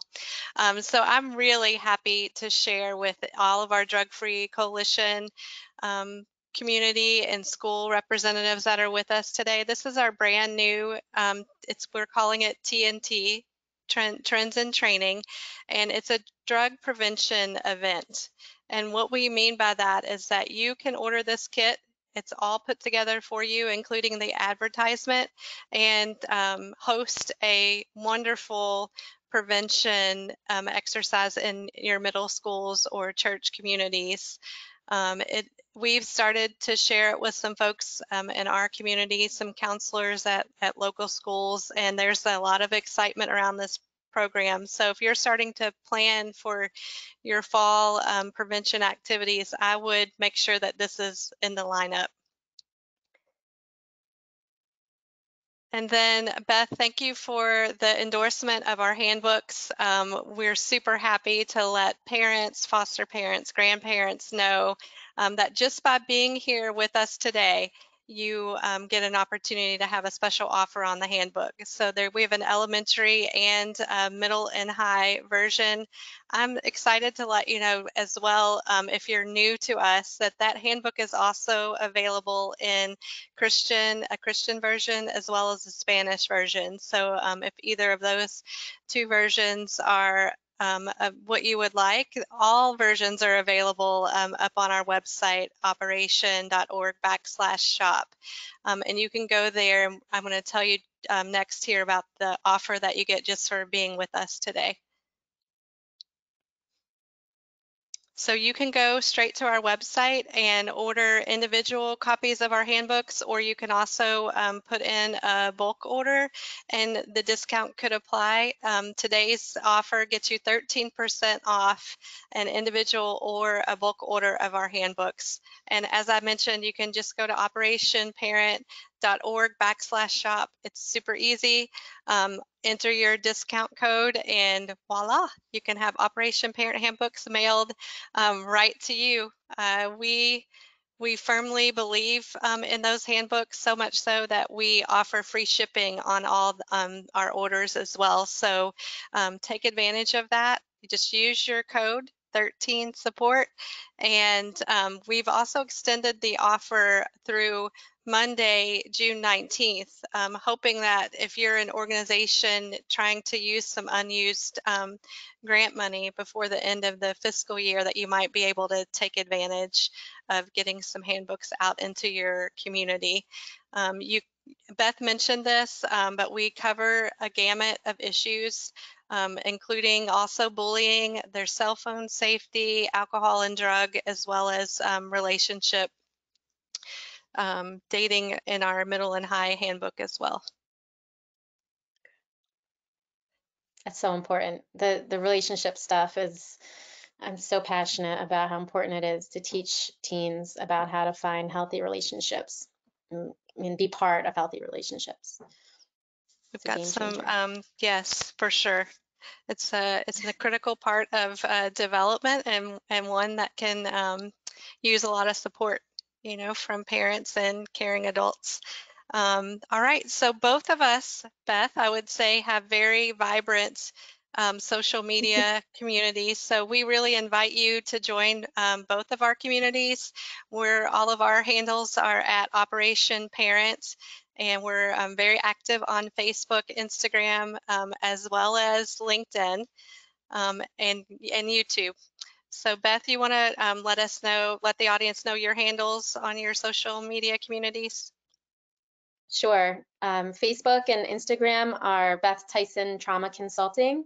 LinkedIn is just Beth Tyson, and YouTube might just be Beth Tyson on YouTube too. But I have all the links at the top of my webpage on my homepage, Perfect. bethtyson.com. So you can go to my homepage and you can get to all my social media links there. Okay, outstanding. So we're going to get to a couple more of these important questions. There are so many. So like I said, I'm gonna do my very best. Okay, can you give us some examples of early childhood trauma that could cause developmental delays, such as talking and walking delays? Yes, so that would be things like we can't ever say for sure, right, how a child will respond because trauma is subjective, which means it depends on the person. So one child who experiences something upsetting might have a traumatic response to it, and another child could experience the same exact thing and not have a traumatic response to it. So it really depends on the child, their innate sort of sense of strength and emotional resilience, and also the support system that's around them. So you have a child who experiences a trauma and has lots of support and people that love them and care for them and are nurturing them, they might not have, you might not see a lot of developmental delays. But a child who has something, let's say a child who is born with with addiction to a substance, dependent on a substance, they might, that type of trauma typically does lead to a developmental delay with walking, speech, gross motor skills, fine motor skills, all of those types of things. So it really depends, but I would say, definitely or usually abuse of any kind will create those developmental delays. Being born with substance dependence, domestic violence in the home, witnessing domestic violence, an accident or any type of major exposure to an accident of any kind or natural disaster. It could be the loss of a sibling. So say, an infant or young child has a sibling who dies, or a mom who has severe mental health issues that aren't being treated. It could be any number of things, but these big events that happen in early life and infancy even can slow down the developmental process because of the trauma that's taken place. We experienced a friend who lost the family. The baby was under 1 year old, and the dad unfortunately passed away. And we could see the baby girl would gravitate towards all of the dads in the group. So I don't know if that would be a good example, but it seemed like that was her way of missing her dad and just trying to maybe fill that void. Even she wasn't even 1 yet, and you could see it. Yeah, yep. If you know it, you can't unsee it, right? And a lot of times we don't want to know it, right? So we turn away from it and we just want to pretend like, oh, they're too little to remember. It's fine. But they do remember and they do know what's happening. Children and babies are so incredibly intelligent and way more perceptive than we give them credit for. So it's important to intervene as early as possible if there's been a major loss, if there's been abuse, if there's been some sort of disaster in their life of any kind, even divorce. I think there's a question about divorce and so those situations with family separation of any kind, it could be family separation because you were in the hospital because you're sick. It might not be like you intentionally did anything or the parent intentionally did anything to harm the child, but I had a friend who she had a stroke and was in the hospital for a long period of time recovering, and her son was very young, and that impacted him. He had trauma responses from it, a lot of anxiety and a lot of trouble soothing himself and calming himself. And so it might not be in something you've done intentionally, and divorce might even be the best option that you have at the time if you're unsafe. So I'm not trying to say that you have to consider yourself and your child's safety always first. But these things leave a lasting impact, and it really you can slow down that development process. Those are all such really good points. And that the divorce question that we got was in advance of the webinar. How parents manage the pre and post divorce marital difficulty can lessen or exacerbate the trauma that the children experience. Can you address how grandparents can be how grandparents can best support the children of divorce and how interactions with both parents can be best managed? Yeah, so that's a big topic and one that I experienced personally. I'll share that my parents divorced when I was 2 and my brother was 5. So I'm no stranger to that type of loss. I call that like an ambiguous loss, a loss that the people are still here with us on the planet, but are unreachable or separated for some reason. And so what I think is most helpful in those situations for grandparents is to remain as neutral as you can about your feelings for either parent and try to be united in the care of the child and offer additional support if you can, to alleviate some of the stress that's on the parents and maybe, take the kids out for the afternoon or offer some childcare for them might be helpful. I think that maintaining as much as you can, like putting your own feelings about their parents aside and not talking negatively about the other spouse or other parent, because that really makes children more traumatized from the loss and the separation from their family. So, for example, my parents did this really well. I don't know how they knew to do this in the 80s, but they really, as much as I know it was contentious and things at different times, they did a really good job of not bad mouthing each other in front of us or saying anything horrible about the other in front of us. And the reason why that's so important is not just because, oh, you're taking the high road or you're being a good person, but the reason that it's important is because children believe that they come from their parents, and so whatever their parents are, they are also. They are identifying with their parents all the time. And so if dad's a bad guy or mom's a bad woman or whatever, then so am I.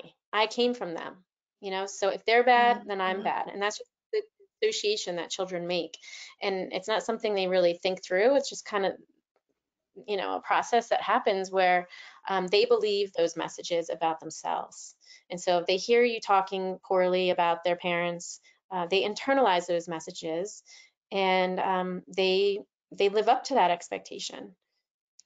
So we want to try and see the humanity in all of us, even though you may not agree, you may not like what mom or dad are doing, and you still have to maintain some sense of neutrality and not, share all of your hardest thoughts and words about each other to protect the child. Yeah. Yeah, help them guide through it gracefully, to get through it gracefully. That's such good advice. Can we move to an example for an adoptive parent of a teen? So she's asking how to co-regulate with a 13-year-old who doesn't like to be touched and has sensory issues and was recently diagnosed with autism. Oh, that's really hard. My heart goes out to you. That must, it's a difficult spot to be in for both of you. And, I didn't get to say it earlier, but I really wanted to. It was one of my goals to say, like, just how impressed I am that all of you are even taking the time to be here today with all the other things that are weighing on your hearts and minds, and just how much you must really care for these young people to take time out of your day to be here, because I know your to-do list is long and oftentimes distressful. So that's a great question. So, my first thought is that if she doesn't like to be touched, then you must respect that. There may be some trauma there regarding touch or something that happened to her, but we can't assume that, but maybe it is a sensory experience that feels uncomfortable to her. But for whatever reason, we want to respect that need for lack of touch and find other ways to spend time together that is close relationships. So maybe if you're not touching, maybe you're sitting next to each other, you know, with some space between you and watching a movie, or maybe you're going for a walk together, or maybe you're riding bikes together. There's lots of things you can do that are bonding activities. And most importantly, it's just your time and attention. So even though you might not be able to give her that big, warm, reassuring hug on a hard day, which I know must be really hard for you, if you can find other ways that feel safe for her, and maybe you can even scaffold, you know, for example, pets can be a really, I don't know if she has sensory issues, if this will be the answer, but you can scaffold some of this attachment with different things like nature, animals, pets. And it doesn't have to be a dog or a cat, but even like as something as simple as a fish might be a stepping stone to developing some safety and trust with actual humans, because animals can feel safer for children than people. But once they begin to practice that being safe with animals, then that can transition and translate into feeling closer with adults. So you might not be able to adopt an animal or care for an animal, but maybe you go to a shelter together and care for an animal, or maybe you walk your neighbor's dog together, or something that can help them feel connected in other ways. And again, that might not be the right situation for your daughter, but you know, it's just going off the information I have and what's first coming to mind. The symptoms of ADHD and autism often overlap with trauma. And so one of my suggestions is always to look at treating the trauma and then see what's left of the symptoms from the other things. And so I you know, there's so many symptoms that are similar that it can be hard to discern even for experts. And we may never know the answer, but just know that that is, and also not surprising to hear that she was diagnosed with autism, because it's, you know, the symptoms can be very similar at times. It's perfect segue into our next question, Beth.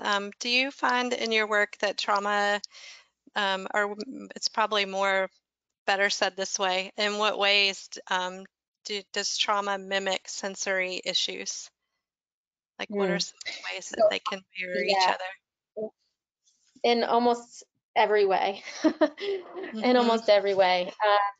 So what I have found to be incredibly helpful for families is to find a trauma-informed occupational therapist and work with them to help through the integration of these sensory experiences and start some of the healing that can happen there. But trauma-informed occupational therapy is a great addition to other types of therapy that a child may receive, and can really help them with their sensory issues.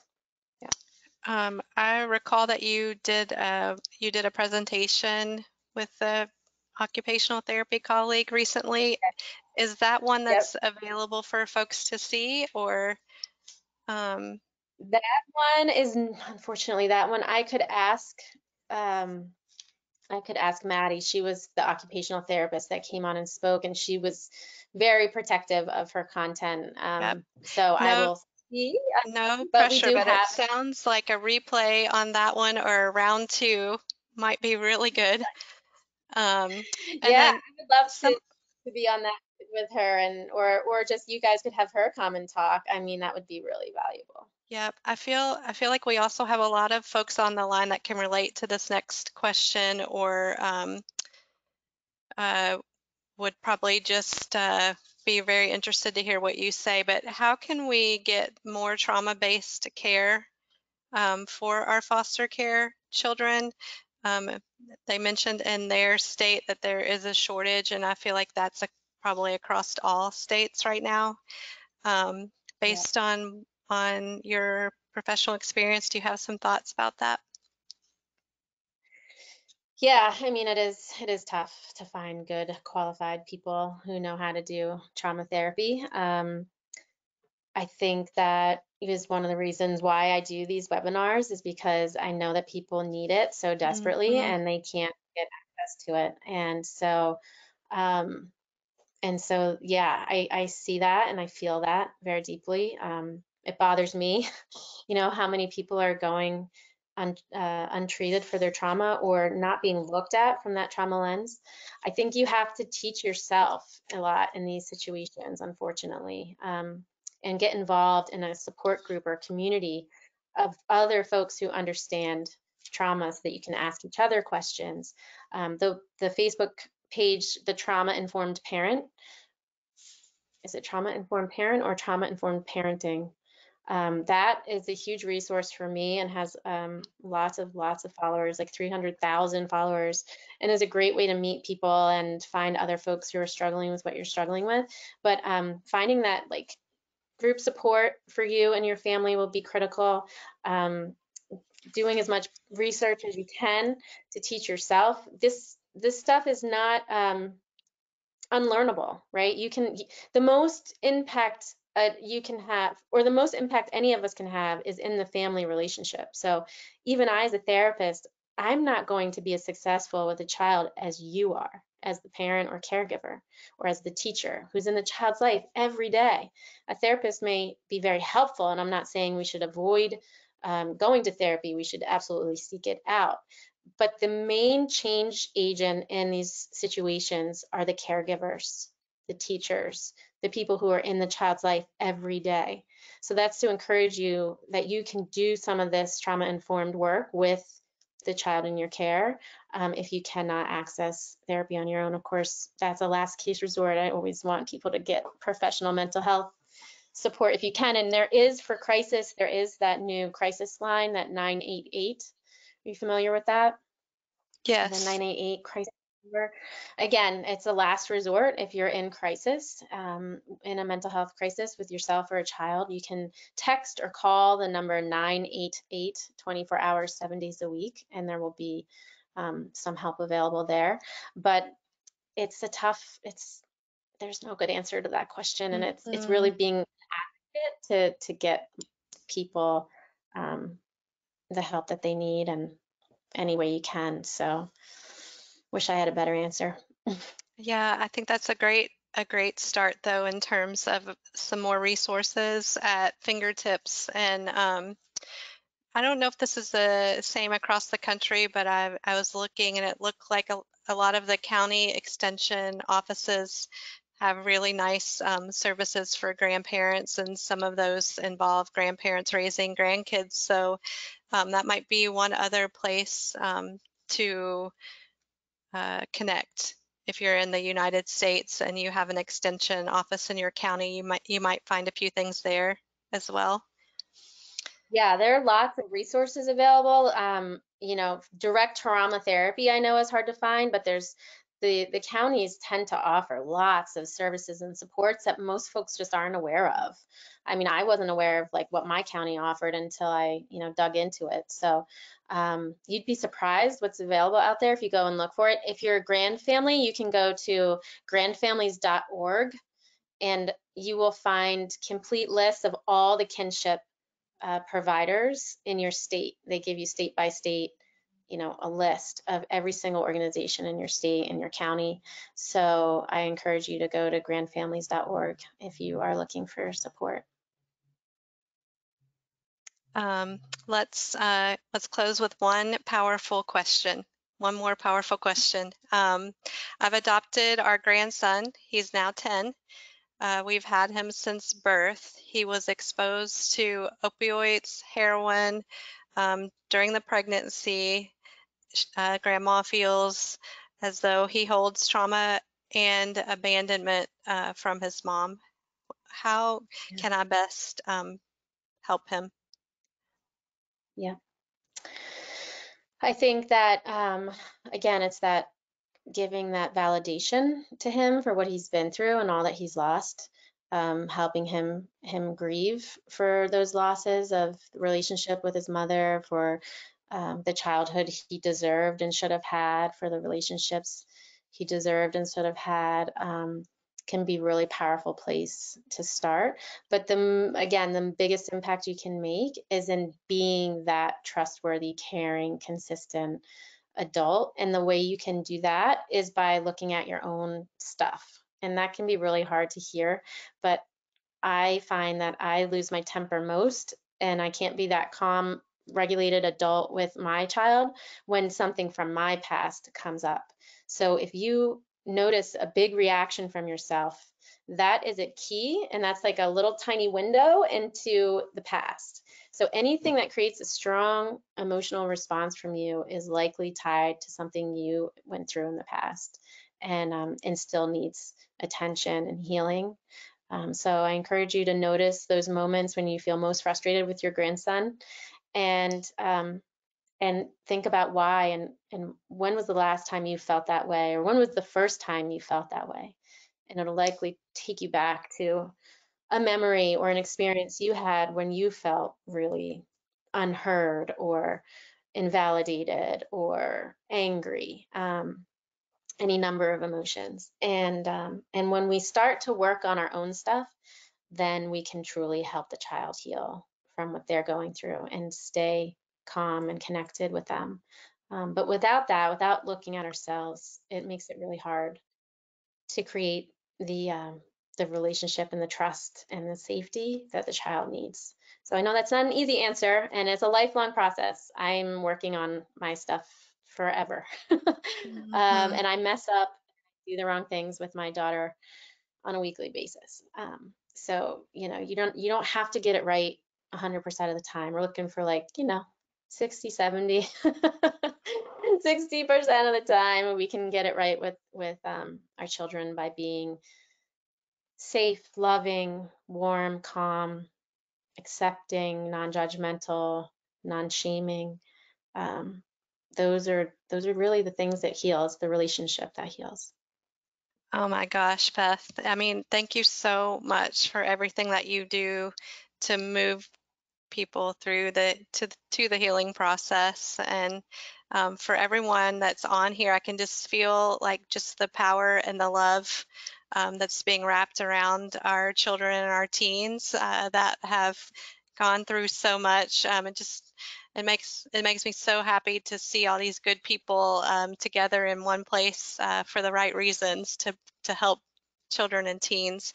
So I hope that we provided you with, and I feel confident that we have a lot of resources to wrap around you, support you. We're supportive of the tough things that families are going through. Beth is helping families through trauma every day, and we're um, helping families from the prevention lens.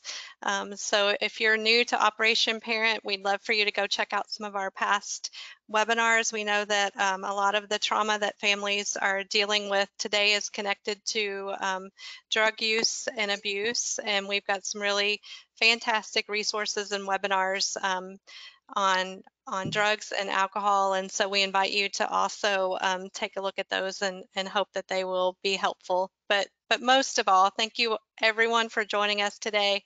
Thank you, Beth, for sharing your time and talents, and we look forward to seeing the audience back on the next webinar on August the 29th.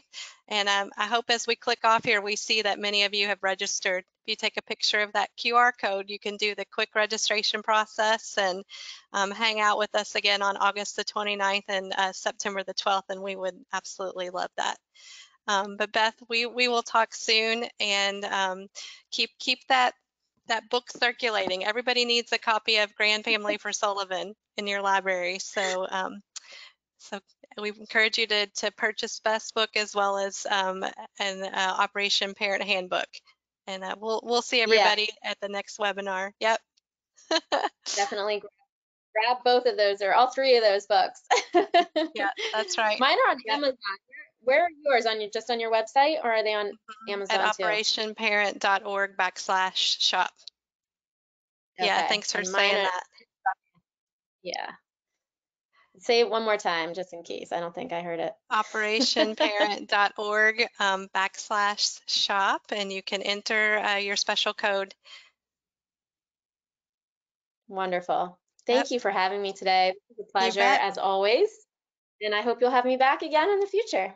We would love that so much, and thanks again. You're welcome anytime. You know that, and we'll talk soon. All right. Goodbye. Bye, everybody. Have a great rest of your day.